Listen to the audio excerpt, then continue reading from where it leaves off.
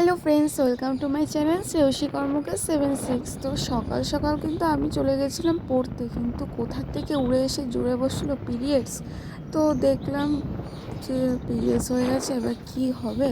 তো চলো আমি তারপরে কিন্তু পড়তে না গিয়ে কিন্তু আমি ওষুধ কিনে নিয়েছিলাম, কারণ আমার ওষুধ না খেলে কিন্তু একদমই আমি সহ্যই করতে পারি না, কারণ আমার প্রচণ্ড পেটে ব্যথা হয়।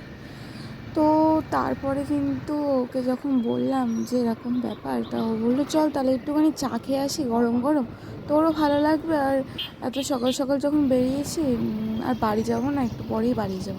তো তারপরে কিন্তু আমরা চলে এসেছিলাম 3 নম্বরে, 3 নম্বর খাল, এটা হচ্ছে খালপাড়ের দিকটাতে। তো এই জায়গাটা কিন্তু খুব সুন্দর, জানি না তোমরা কতটা বুঝতে পারছিলে বাইরেটা। আর দেখো আমি কিন্তু লিকার চা নিয়ে নিয়েছিলাম দুজনে, কেন দুধ চা খেলে কিন্তু প্রচণ্ড গ্যাস হয়ে যায়, তার জন্য আর দুধ চা এখন আর খাই না, তাই লিকার চা নিয়েছিলাম। তাই বাইরেটা আমি দেখানোর চেষ্টা করছিলাম, হয়তো তোমরা বুঝতে পারছো না। দেখো কাপটাও কিন্তু আমি খেয়াল করিনি, পরে আমি দেখছিলাম যে কাপটা কিন্তু খুব সুন্দর। তো এই দেখো এইটা হচ্ছে বাইরেটা, মানে আমি পরে লক্ষ্য করেছিলাম এই জলটা কিন্তু ছিল না, বাট এত সুন্দর লাগছিল জলটা, তোমাদেরকে কি বলবো। এখানে না এসে দেখলে কিন্তু তোমরা বুঝবে না। এটা হচ্ছে 3 নম্বর খালপাড়ের দিকে রাস্তাটা। তো খুবই সুন্দর লাগছিলো, একটা ঢেউয়ের মতন যাচ্ছিলো, তো খুব সুন্দর লাগছিলো রাস্তাটা।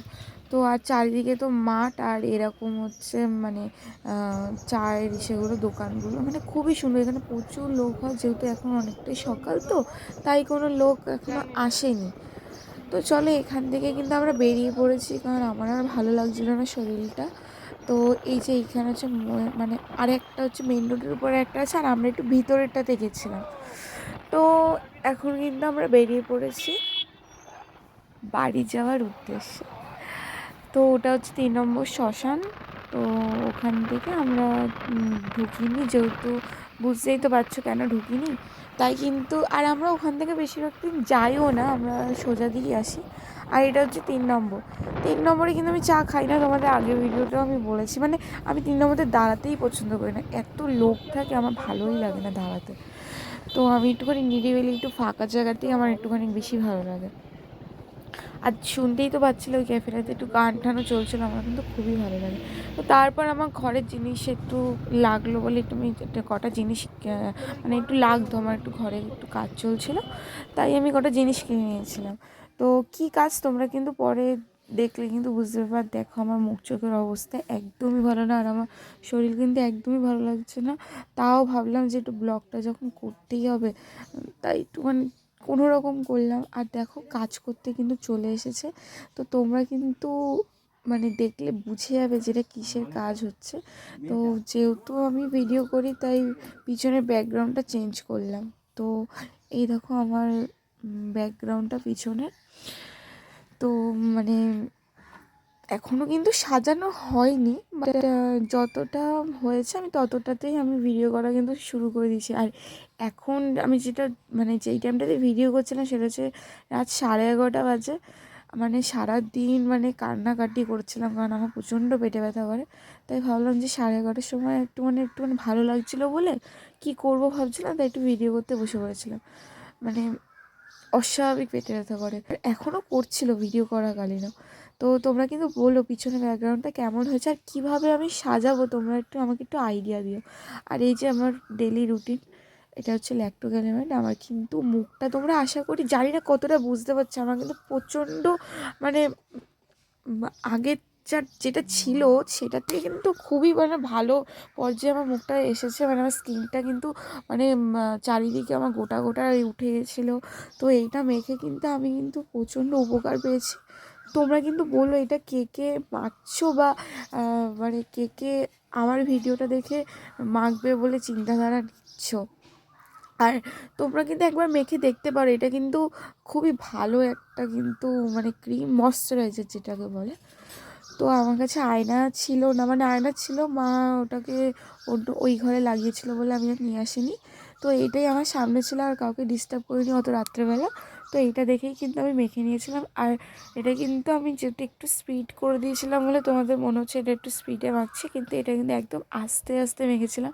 আর আমার কিন্তু অয়েলি স্কিন, আর এই মানে ল্যাক্টোগ্যালিমারের এই কোটোটা, এটা হচ্ছে অয়েলি স্কিনের জন্য, মানে একদম শুষ্ক হয়ে যায়। মানে তোমরা মানে একবার মেখে একবার ইউজ করে দেখতে পারো অয়েলি স্কিন যাদের, মানে মাখবে আর একদম টেনে যাবে মানে স্কিনে, মানে কি মানে ঘুম থেকে ওঠার পর কোনো মানে অয়েল ভাবটাই বেরোবে না। মানে যে নাকের পাশ থেকে যে অয়েলটা বেরোয়, তারপরে ঠোঁটের বা উপরে একদমই বেরোবে না। আর আমি কিন্তু যেই জায়গাগুলোতে একটু আমার বেশি, সেই জায়গাগুলোতে কিন্তু একটু হালকা বেশি বেশি করে লাগিয়ে নিয়েছিলাম। তো আমি না মানে একটু টিপ টিপ করে লাগিয়ে নিই, কিন্তু যেহেতু আজকে ভিডিও করছিলাম দেখতে ভালো লাগবে না, তাই আজকে আমার লাগাইনি। তাই আজকে একটুখানি একটু বেশি করে লাগিয়ে ওখানটা আমি মানে হাত দিয়ে ডলে নিয়েছিলাম। তো তারপর কিন্তু আমি ঠোঁটে কিন্তু সবসময় ইউজ করি বোলিং। তো এটা মাখলে কিন্তু একটা ভূতের মতন দেখতে লাগে আমাকে। তো তাও আমি তোমাদেরকে মেখে দেখাচ্ছি, তোমরা কিন্তু কেউ কিছু মনে করো না। আর দেখো এই মা কিন্তু মানে গরম জলটা দিয়ে গেলে, এই গরম জলটা কিন্তু আবার ভেবো না যে আমি মুখে চুখে দেবো। গরম জলটা অ্যাকচুয়ালি হচ্ছে এই বোতলে করে দিয়েছে, কারণ খাবো না আমি। আমি হচ্ছে এটা পেটে দিই, কারণ যেহেতু প্রচণ্ড পেটে ব্যথা হয়, তো আর রাত্রেবেলা তো মানে মানে ওঠা তো যাবে না, মানে কাউকে ডিস্টার্বও করা উচিত না রাত্রেবেলা উঠে। তাই মা দেখলাম আগের থেকেই গরম জলটা এসে দিয়ে গেল আমাকে। আর মা আমাকে বলছিল যে এখন শোন। আর পিছনে ব্যাকগ্রাউন্ডটার কথাও বলছিল যে ভালো লাগছে। তো তোমরা কিন্তু বলো যে কেমন লাগছে ব্যাকগ্রাউন্ডটা।